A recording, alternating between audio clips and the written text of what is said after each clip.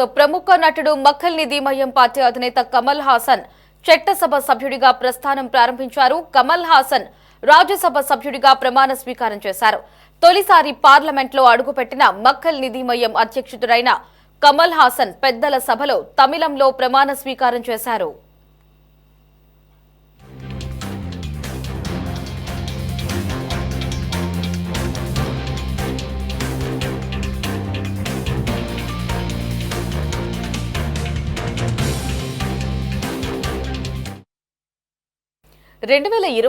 లోక్సభ ఎన్నికల సమయంలో డీఎంకేతో కమల్ హాసన్ పొత్తు పెట్టుకున్నారు. ఈ ఒప్పందంలో భాగంగా రాజ్యసభలో ఒక సీటును మక్కల్ నిధి మయం పార్టీకి డీఎంకే కేటాయించింది. దీంతో కమల్ హాసన్ కు తమిళనాడు నుంచి ఏకగ్రీవంగా ఎన్నికయ్యారు. డీఎంకే క్షమకారంతో కమల్ హాసన్ పార్లమెంటరీ రాజకీయాలలోకి అడుగుపెట్టారు.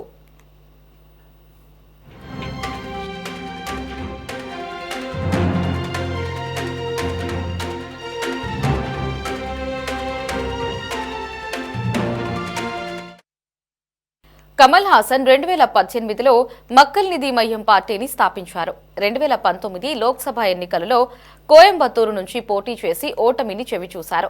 అయినప్పటికీ ఆయన రాజకీయ ప్రయాణాన్ని కొనసాగించారు. 2024 లోక్సభ ఎన్నికల్లో డీఎంకే నేతృత్వంలోని ఇండియా కూటమికి సపోర్ట్ చేశారు.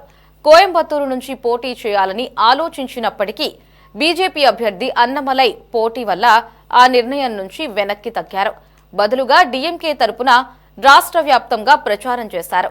ఈ సహకారానికి గుర్తింపుగా డీఎంకే నేత స్టాలిన్ కమల్ కు రాజ్యసభకు పంపించారు. 2018లో మక్కల్ నిధి మయం ఆవిర్భావం తర్వాత ఆ పార్టీ తరపున చట్టసభలో అడుగుపెట్టింది కమల్ హాసనే కావడం విశేషం.